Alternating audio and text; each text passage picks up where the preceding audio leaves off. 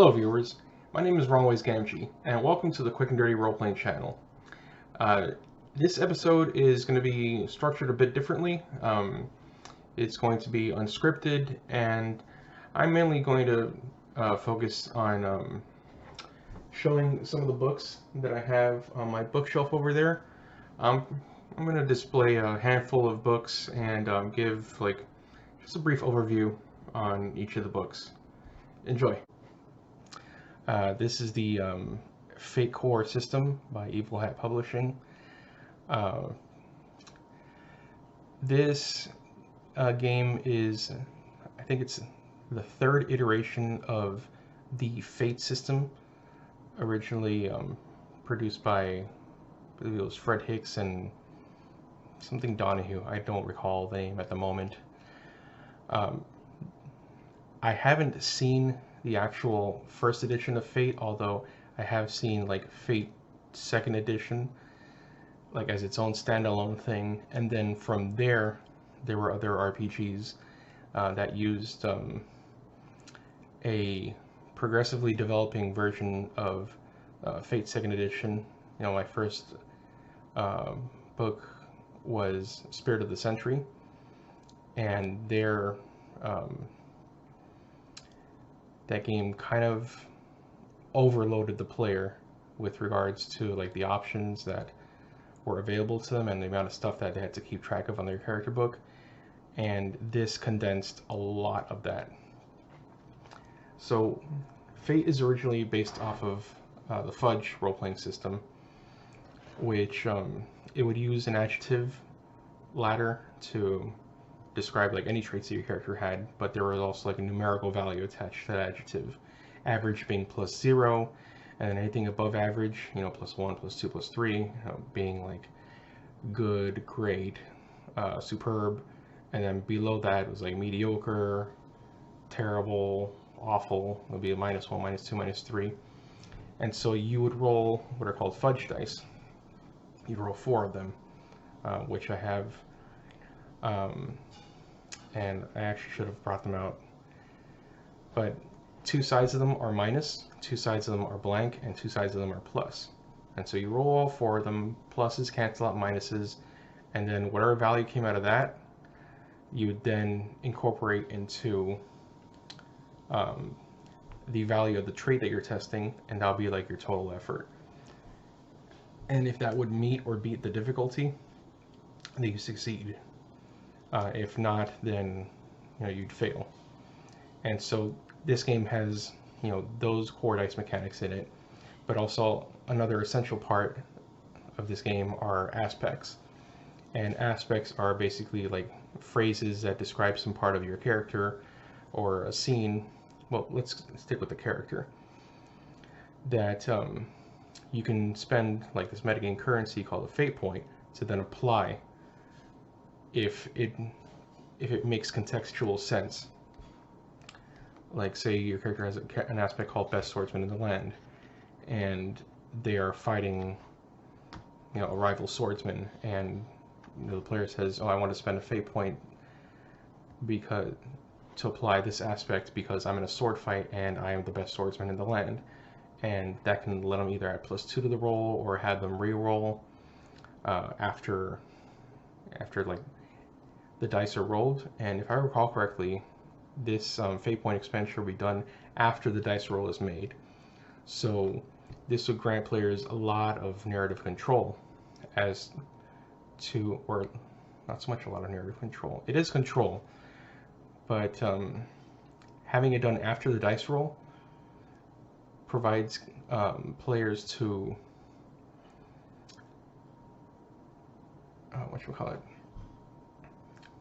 like really maximize like their victories when situations present itself. Because if you're going to spend that fate point before the dice roll, it's possible that you can still roll miserably and fail even after that roll. And in a lot of games that use that kind of metagame currency in that manner, like it kind of sucks wasting that currency.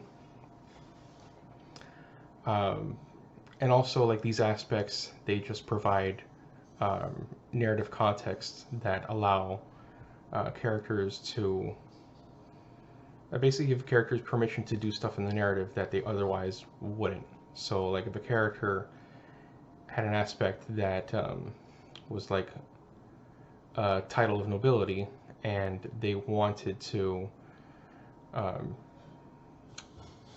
do something that a character in the nobility was allowed to do that others weren't allowed to do, then that simply allowed them to do so with no problem. And in that respect, I incorporated that element into the details that you'd fill in for the character profile for the quick and dirty RPG system.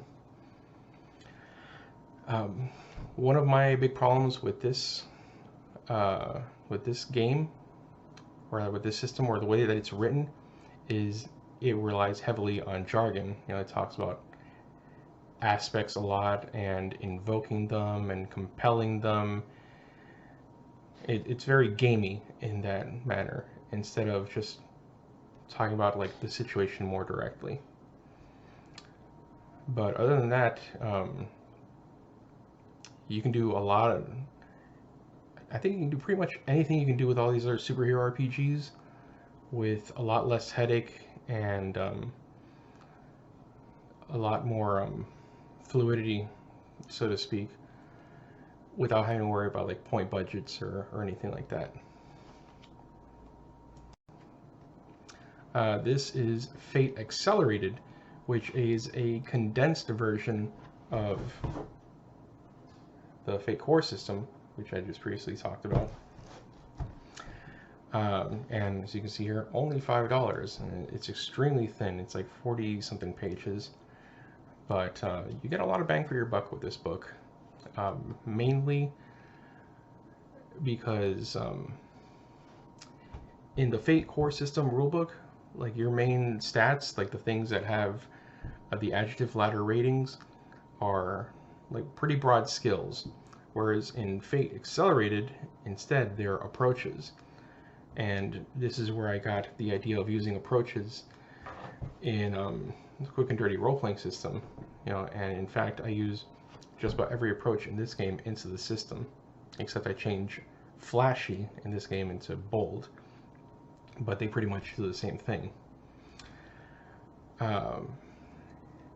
And regarding like differentiating between like characters based on like their skills and whatnot, you have your aspects for that, but you also have stunts, which are also available in Fate Core. But in this game, it provides like very good guidelines regarding stunt creation. So it's basically like you set conditional statements. Like if I'm in such and such situation, then I get a +2 bonus when I flashily do something. Like you name the condition, and then you get a +2 bonus based on when you're doing, or when you're using a particular approach in a particular situation.